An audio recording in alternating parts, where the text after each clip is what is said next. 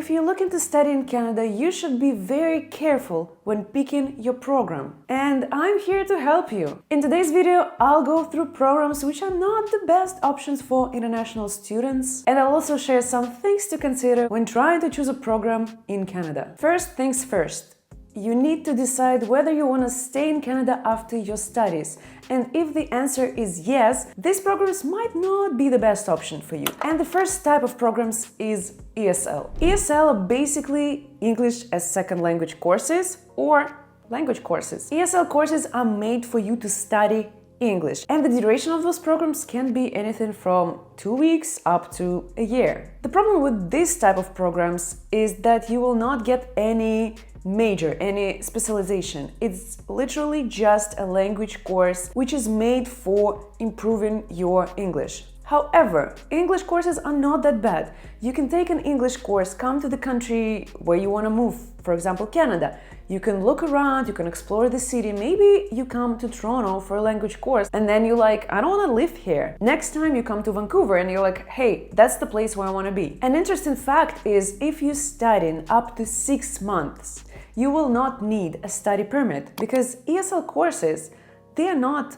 full-time college or university studies.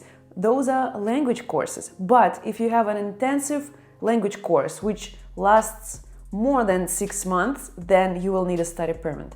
Unfortunately, those courses, doesn't matter how long they last, they will not grant you a post-graduation work permit because those are not academic programs. But if your plan is to study in Canada, you can opt in for pathway programs. Pathway programs are basically college or university preparation ESL courses. They focus on things like academic writing, essays, communication, teamwork, time management. So basically, they prepare you for your future studies. The best part about these pathway programs is that you can get into college or university without taking an English exam. If you want to learn more about pathway programs, don't forget to check out this video and move into the next program. And the next type of programs is short training courses. And don't get me wrong, they're perfect for young professionals who are planning to come to Canada, study, get work experience, and then move back to their country. If your plan is to stay in Canada after your studies, well, those programs will not do any good for you because A, you will not get a post-graduation work permit. That was the case a few years ago where some of these institutions that offer work and study programs, they did give you a post-graduation work permit. Well, not anymore. However, the programs are amazing. You study for, let's say, 6 weeks and then you work for 6 weeks. Amazing. So literally you study and then you go straight to work. The institutions help with the work placements, so you won't need to spend extra time on looking for a potential employer. Colleges will help you with that. But if college helps you with the employer, can I stay with that employer after? Well, that's a good question. In theory, yes, that can work. You can come to Canada, study for 6 weeks, then work for 6 weeks, be a good employee, talk to your employer, and then you can ask them if they can make you an offer, maybe help you with work permit. That is totally legal, you can do that. The truth is, I don't know people who did that. So if you're one of those, please let us know if you can actually do that. But I wouldn't rely on that scheme, to be honest with you, because if you study and work and then you don't get your post-graduation work permit, well, pack your things and go back home, please. However, if you are a young professional who is looking to gain some international work experience, maybe gain some connections, these type of programs will be perfect for you because the prices for those programs, $8,000, $10,000, $12,000 for the program, I think it's amazing. And moving to the next type of programs, and those are programs that are not related to your previous education. Changing majors is acceptable, but the thing is, it will be hard for you to get a visa if you cannot justify why you decided to change your majors. If you studied law in India and now you're planning to study chemistry in Canada, like, what has happened in between? Like, why are you changing majors? And like, you want to get another bachelor's? You already have like, I don't know, bachelor's or master's in law. Like, you need to justify things. Again, it all comes up to how you can explain things. For me, I have my master's in linguistics. I moved to Canada to study events. But the thing is, I had a job that was connecting the two dots because I was working at an agency at that time, and I was like, hey, I want to do events for the agency, because you can't literally study events anywhere in Russia back then, like 8 years ago. So for me, it was a right justification. So if you change in majors, you need to find that middle ground that will explain a lot of things. And if you're liking this video so far, don't forget to subscribe to my channel for more content about education abroad, education in Canada, learn languages, and much more. And don't forget to like this video if you want more content about education in Canada. Moving to the next program. And the next type of programs are programs that just don't make sense. It's kind of relative to what I've just said,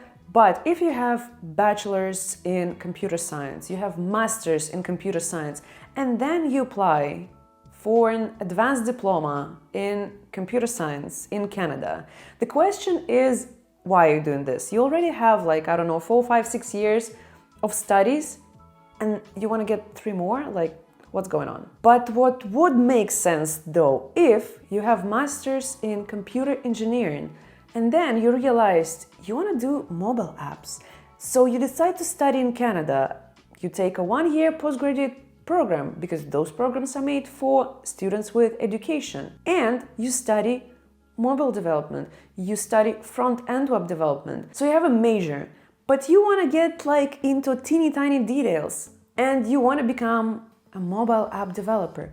This will make sense because you're not changing majors, rather getting a specialization in a certain field. The next category of programs that you shouldn't be taking is programs with limited job opportunities. First of all, if you're planning to study in Canada and then work in Canada and then stay in Canada, you should do your own research. I know it can be hard to keep up with the trends and be like, hey, this job is in demand right now, this job is in demand right now.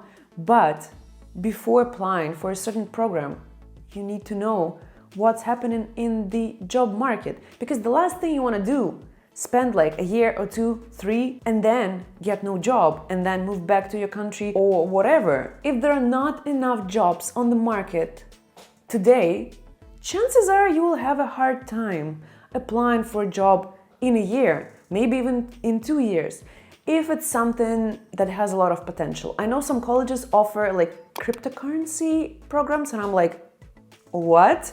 Maybe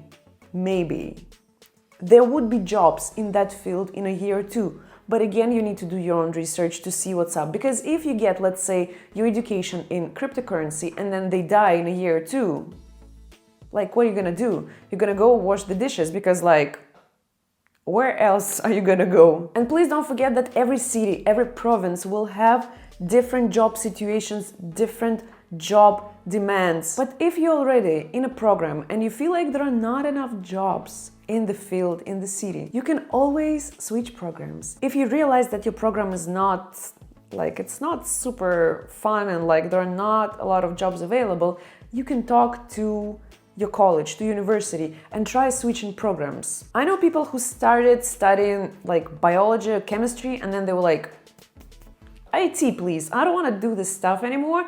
They just switched programs, all good. Graduated, got a job, everyone's happy. And the next type of programs is training programs, aka apprenticeships. You can do apprenticeships when you study, but if you're planning to come to Canada to become a mechanic or like, I don't know, airplane technician, I don't think there are high chances to get visa to begin with, because like, why Canada? Why like a mechanic? So please, if you found a program like this, talk to immigration consultant, talk to lawyers and see what they have to say, because yes, you can get accepted into those programs, but will you get a visa? That's another question. When choosing a program to study in Canada, you need to take into account a few things. First of all, check if your school is DLI. DLI is Designated Learning Institution and is approved by Government of Canada. You can do so on canada.ca website. I'll leave all the links in the description box. The last thing you want to get from your studies in Canada is get scammed, so please be careful. On the very same website, you can also check if your college or university or institution gives international students post-graduation work permits. Again, if your plan is to stay in Canada after your studies, it's upon you to check if your college or university gives a work permit after your studies. And as I've mentioned before, don't forget to check job perspectives in your field. That's something that I personally didn't do when I chose my event management program. I was like, well, everyone has events like festivals, whatever, weddings, it's gonna be fine. But then I graduated and I realized finding a job in Ottawa as an event planner, close to impossible, because it's either Gatineau and Ottawa, so you need to be bilingual, or like, no, nada. So please don't be me. Do your own research before choosing your program in Canada. And if you still need help with choosing your program, choosing your major, or maybe you have some questions about studying in Canada, I've launched personal consultations, so you can book a call with me. All the links are in the description box down below. Let's have a chat. And this is it for today. If you're interested in studying in Canada, you can watch my other video about cheap universities for international students in Canada. And I'll see you guys next week. Bye!